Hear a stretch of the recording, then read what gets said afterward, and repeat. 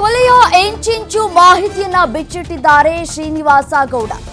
ಕುತ್ತಿಗೆ ಭಾಗಕ್ಕೆ ಬಲವಾಗಿ ಚುಚ್ಚಿ ಸಾಯಿಸಿದ್ದಾರೆ ಅಂತ ಹೇಳಿದ್ದಾರೆ. ಇದನ್ನು ನೋಡಿದ್ರೆ ಎಕ್ಸ್ಪರ್ಟ್ಗಳು ಮಾಡಿದ ಹಾಗೆ ಕಾಣಿಸ್ತಾ ಇದೆ. ರೂಢಿಗತ ಅಪರಾಧಿಯ ಮೈಂಡ್ ಸೆಟ್ ಇರೋ ತರ ಇದೆ ಈ ಒಂದು ಕೊಲೆ. ಬೆಂಗಳೂರಿನಲ್ಲಿ ಇನ್ಸ್ಪೆಕ್ಟರ್ ಶ್ರೀನಿವಾಸ ಗೌಡ ಹೇಳಿಕೆಯನ್ನ ಕೊಟ್ಟಿರುವಂತದ್ದು. ಕೊಲೆಯ ಇಂಚಿಂಚು ಮಾಹಿತಿಯನ್ನ ಬಿಚ್ಚಿಟ್ಟಿದ್ದಾರೆ ಶ್ರೀನಿವಾಸ ಗೌಡ ಅವರು. ಅಂದ್ರೆ ಕೊಲೆಯಾದಂತಹ ದಿನ ನಿನ್ನೆ ಮಧ್ಯಾಹ್ನ ಸುಮಾರು 3:10 ನನಗೆ ಕರೆ ಮಾಡಿದ್ರು. ಖುಷಿಯಿಂದ ಮಾತನಾಡಿದ್ರು. ಕೋಲಾರಕ್ಕೆ ಹೋಗಿ ನಾನು ಟ್ರೀಟ್ಮೆಂಟ್ ತೆಗೆದುಕೊಂಡು ಬಂದೆ, ನನಗೆ ಬ್ಯಾಕ್ ಪೇನ್ ಇತ್ತು ಅಂತ ಕೂಡ ಹೇಳಿದ್ರು. ಖುಷಿಯಾಗಿದ್ರು.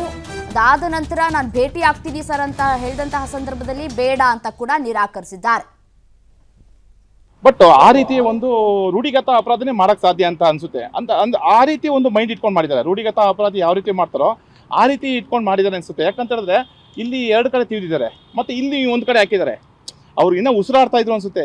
ಅದು ನಾನು ಶವ ನೋಡಿದ್ರೆ ಇನ್ನೂ ಉಸಿರಾಡ್ತಾ ಇದ್ರು ಅಂತ. ಆ ಸಮಯದಲ್ಲಿ ಏನಾಯ್ತು, ಉಸಿರಾಟ ನಿಂತಿಲ್ಲ ಅನ್ಸುತ್ತೆ. ಇಲ್ಲಿ 2 ಕಡೆ ತಿವಿದ ನಂತರ ಇಲ್ಲಿ ಕೊಡ್ತಿರಲ್ಲ, ಆಗ ಆ ತಕ್ಷಣಕ್ಕೆ ಉಸಿರಾಟ ನಿಂತಿದೆ ಅನ್ಸುತ್ತೆ. ನಾನು ಯಾಕೆ ಈ ರೀತಿ ನಿಮ್ಮ ಮಾತ್ರ ಹೇಳ್ತಾ ಇದ್ದೀನಿ ಅಂತ ಹೇಳಿದ್ರೆ, ಈಗ ನೋಡಿ ಎಲ್ಲ ನಮ್ಮ IPS ಅಧಿಕಾರಿಗಳ ಹತ್ರ ಸಾಕಷ್ಟು ಜನ ಹತ್ರ ನಾನು ಕೆಲಸ ಮಾಡಿದ್ದೀನಿ. ಬಟ್ ಹೊರ ರಾಜ್ಯದವರು ಅಂದರೆ ನಾರ್ತ್ ಇಂಡಿಯನ್ಸ್ ಅಂತಾರಲ್ಲ, ಈ ಅಧಿಕಾರಿಗಳಿಗೆ ಒಂದು ಭೇದ ಭಾವ ಇರಲಿಲ್ಲ. ನಮ್ಮ ಪೊಲೀಸ್ ಅಧಿಕಾರಿಗಳಲ್ಲಿ ಯಾವ ರೀತಿ ಇತ್ತು ಅಂತ ಹೇಳಿದ್ರೆ ಬೇರೆ ಥರ ಏನಾದರೂ ಒಂದು ನೋಡ್ತಾರೆ. ಬಟ್ ಈ ಅಧಿಕಾರಿಗಳ ಹತ್ರ ನಮ್ಮ ಕರ್ನಾಟಕ ರಾಜ್ಯ ಪೊಲೀಸ್ ಇಲಾಖೆಯಲ್ಲಿ ಬಂದಿರತಕ್ಕಂಥ ಒಂದು ಮುಂಬರ್ತಿ ವಿಷಯದಲ್ಲಿ ಆಗಿರ್ಬೋದು, ಮತ್ತು ಇನ್ನಿತರ ಯಾವುದೇ ಒಂದು ವಿಷಯಕ್ಕೆ ಸಂಬಂಧಪಟ್ಟಂಗೆ ತ್ವರಿತಗತಿಯಲ್ಲಿ ವಿಲೇವಾರಿ ಮಾಡ್ತಾಯಿದ್ರು. ಭಾಳ ಹತ್ರದಿಂದ ನೋಡಿದ್ದೀನಿ. ನನಗೆ ಇವತ್ತು ಎಷ್ಟು ನನಗೆ ಘಾಸಿ ಆಗಿದೆ ಅಂತ ಹೇಳಿದ್ರೆ, ಆ ಸಾಹೇಬ್ರ ಹತ್ರ ಈ ಸಾಹೇಬ್ರನ್ನ ಅನಿಸ್ತಾ ಇತ್ತು ನನಗೆ. ಈಗ ಈ ಸಾಹೇಬ್ರನ್ನ ಅತಿ ಆಗಿರೋದು ಅನಿಸ್ತಾ ಇತ್ತು. ಅಷ್ಟೊಂದು ಬೇಜಾರಾಗ್ತಾ ಇತ್ತು ನನಗೆ, ಇದಾಗ್ತಾ ಇತ್ತು.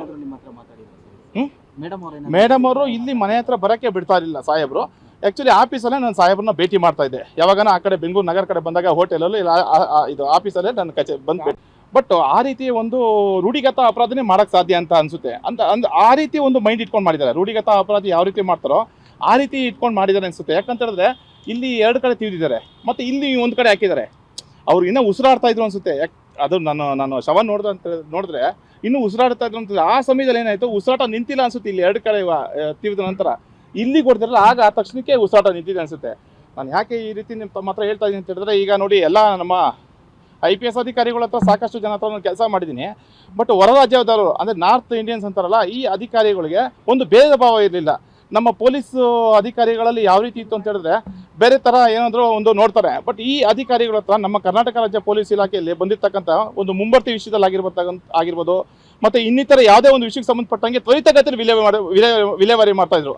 ಭಾಳ ಹತ್ರದಿಂದ ನೋಡಿದ್ದೀನಿ. ನನಗೆ ಇವತ್ತು ಎಷ್ಟು ನನಗೆ ಘಾಸಿ ಆಗಿದೆ ಅಂತ ಹೇಳಿದ್ರೆ, ಆ ಸಾಹೇಬ್ರ ಹತ್ರ ಈ ಸಾಹೇಬ್ರನ್ನ ಅನಿಸ್ತಾ ಇತ್ತು ನನಗೆ. ಈಗ ಈ ಸಾಹೇಬ್ರನ್ನ ಅತಿ ಆಗಿರೋದು ಅನಿಸ್ತಾ ಇತ್ತು. ಅಷ್ಟೊಂದು ಬೇಜಾರಾಗ್ತಾ ಇತ್ತು ನನಗೆ, ಇದಾಗ್ತಾ ಇತ್ತು. ಮೇಡಮ್ ಅವರು ಇಲ್ಲಿ ಮನೆ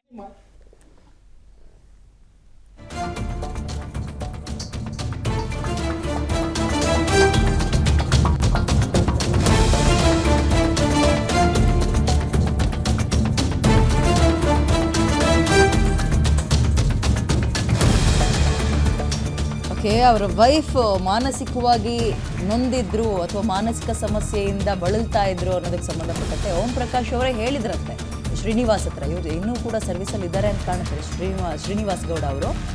ಏನು ಮಾತಾಡಿದ್ರು ಓಂ ಪ್ರಕಾಶ್ ಅನ್ನೋದನ್ನ ಬಿಚ್ಚಿಟ್ಟಿದ್ದಾರೆ ನೋಡಿ. ಪತ್ನಿ ಸ್ವಲ್ಪ ಮಾನಸಿಕವಾಗಿ ನೊಂದಿದ್ರು. ಸುಮಾರು ವರ್ಷಗಳಿಂದ ಮೇಡಮ್ಗೆ ಮಾನಸಿಕ ಸಮಸ್ಯೆ ಇತ್ತು. ಟ್ರೀಟ್ಮೆಂಟನ್ನು ಕೂಡ ಜಿಗಣಿಯಲ್ಲಿ ಸಾಹೇಬರು ಕೊಡಿಸ್ಕೊಂಡು ಬರ್ತಾ ಇದ್ರು. ಸುಮಾರು 12 ವರ್ಷದಿಂದ ಅವರಿಗೆ ಮಾನಸಿಕ ಸಮಸ್ಯೆ ಇತ್ತು. ಸರಿ, ಅದನ್ನ ಸಾಹೇಬ್ರೆ ಬಾಯ್ಬಿಟ್ಟು ಹೇಳಿದ್ರು ನನ್ನ ಹತ್ರ ಅಂತ. ಸಾಹೇಬರು ನನಗೆ ಒಂದು ಕಳೆದ ತಿಂಗಳಲ್ಲಿ ಹೇಳಿದ್ರು, ಈ ಥರ ಜಿಗಣಿ ಹತ್ರ ಎಲ್ಲ ಒಂದು ಸ್ವಲ್ಪ ಅವರು ಮಾನಸಿಕವಾಗಿ ಸ್ವಲ್ಪ ನೊಂದಿದ್ದಾರೆ, ಮತ್ತೆ ಮಾನಸಿಕವಾಗಿ ಸ್ವಲ್ಪ ನೊಂದಿದ್ದಾರೆ. ಮತ್ತೆ ಅವರು ಏನು ಇದು ಮಾಡ್ತಾರೆ ಗೊತ್ತಿಲ್ಲ ಶ್ರೀನಿವಾಸ್. ಬಟ್ ನಾನಂತೂ ಟ್ರೀಟ್ಮೆಂಟ್ ಕೊಡ್ತಾ ಇದ್ದೀನಿ. ಸಾಕಷ್ಟು ಲಕ್ಷಾಂತರ ರೂಪಾಯಿ ನಾನು ವ್ಯಯಿಸ್ತಾ ಇದ್ದೀನಿ ಅಂತ ಹೇಳಿದ್ರು ಅಷ್ಟೇ. ಬಟ್ ಸಾಕಷ್ಟು ಅವರು ಒಂದು ಸಲ ಮಾತಾಡ್ದಂಗೆ ಫರ್ಮ್ ಮೈಂಡ್, ಇನ್ನೊಂದು ಸಲ ಇರಲ್ಲ. ಮೇಡಮ್ ಅವ್ರ ಬಗ್ಗೆನೇ ಹೇಳಿದ್ರು ಸಾಹೇಬ್ರು ಹೇಳ್ತಾ ಇದ್ರು. ಕಾರಣ ಏನು ಅದೇ ಒಂದು ಸ್ವಲ್ಪ ಏನೋ ಒಂದು ಅವರು ಒಂಥರ ಈಗಿಂತ ಅಂತಲ್ಲ, ಸುಮಾರು ವರ್ಷಗಳಿಂದ ಇದೇ ಥರ ಆಗಿದೆ. ಮತ್ತು ಅವರು ರಾಜ್ಯದವರು ಯಾರೇ ಆಗಿರ್ಬೋದು ಇಲ್ಲಿಲ್ಲ. ಸಾಹೇಬರಿಗೆ ಸಾಕಷ್ಟು ನಿಕಟಪೂರ್ವಕವಾಗಿ ಸಂಬಂಧಿಕರಾಗಿರ್ಬೋದು, ಮತ್ತು ಹತ್ತಿರದ ಸಂಬಂಧಿಕರಾಗಿ ಸಾಕಷ್ಟು ಜನಸಂಖ್ಯೆಯಲ್ಲಿದ್ದಾರೆ. ಅವರೆಲ್ಲ ಸ್ವಲ್ಪ ಕೆಳ ಹಂತದಲ್ಲಿದ್ದಾರೆ. ಅವ್ರಿಗೆಲ್ಲ ಆಭಾರಿಯಾಗಿದ್ದರು ಸಾಹೇಬರು.